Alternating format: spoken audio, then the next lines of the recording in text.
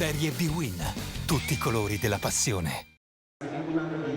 Crederci per non avere rimpianti, e questo è l'imperativo per Frosinone e Vicenza, che scendono in campo al Matuda per la 39esima giornata della Serie B-Win.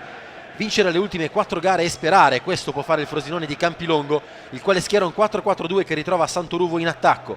4 sono anche i punti che dividono il Vicenza di Maran dai playoff. Il tecnico veneto opta anch'egli per il 4-4-2, arbitra il signor Velotto di Grosseto. E dopo una prima fase di studio, all'8° minuto, la prima mozione con un cross dalla destra sulla fascia del Vicenza, e poi Abruscato che prova la conclusione mancina al volo ma non trova lo specchio della porta.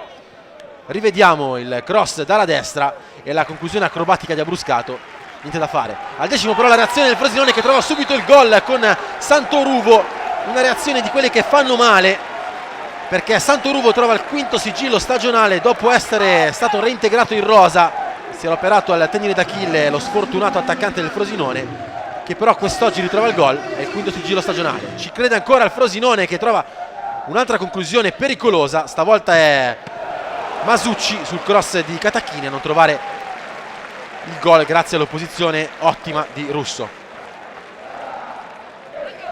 Al 45° però punizione di Tulli, che attraversa tutta l'area di rigore, sfiora il palo, brividi sulla schiena di Frison ma nulla da fare.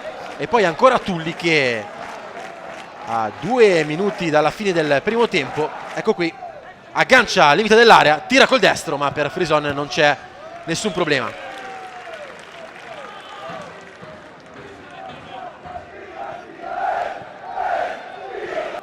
Nella ripresa Maran schiera Cellini per cercare l'aggancio, ma il Frosinone che parte meglio, e su un calcio d'angolo è Beati che sfiora l'inzuccata vincente.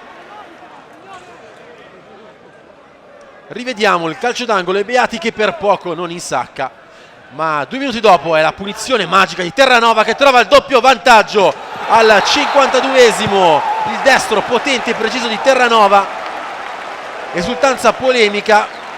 Rivediamo la punizione a 2 e il destro di Terranova che si insacca alle spalle di Russo per il 3° sigillo stagionale di Terranova. Poi ancora Sansone che cerca la deviazione vincente e non la trova.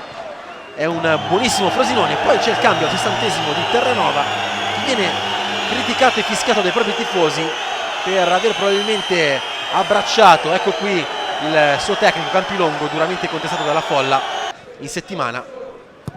Ma è ancora Frosinone che riparte alla grande. Il Vicenza sta a guardare e c'è un calcio di rigore fischiato al 67° per fallo di il difensore del Vicenza su Sansone.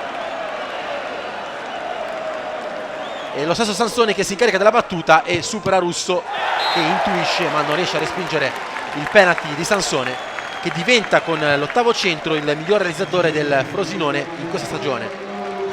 E ancora poi Frosinone, un grande dominio, ancora Sansone che trova il 4-0. Incredibile, il Vicenza era rimasto in 10 a causa dell'uscita dal campo di Bastrini e Maran aveva fatto fuori tutti i cambi. E in superiorità numerica il Frosinone trova il 4-0. Poi al 90° spaccato l'arbitro fischia 3 volte per mandare le squadre negli spogliatoi. Frosinone che sale a 38 punti ma resta ultimo in classifica, mentre per il Vicenza è addio ai sogni della post season.